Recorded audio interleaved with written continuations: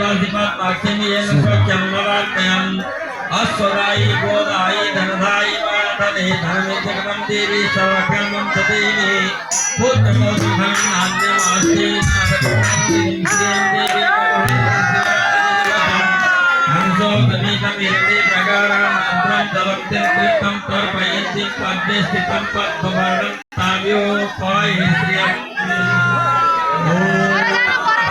शिवाय नमो नमः। अपने ठिकपारा सोनारा ल्याइएका जति पनि आरती हुन् ती आरती आफ्नो आरती आफैले प्रदर्शन गरेर यो मण्डपलाई भरिसके परिक्रमा गरेर घुम्नु होला। यहाँ हाम्रो महा आरती हुन जाँदैछ।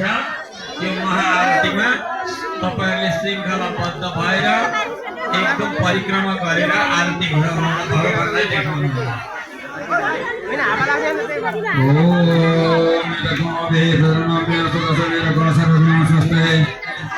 ती गाड्दिनु न बोल जाले कसैले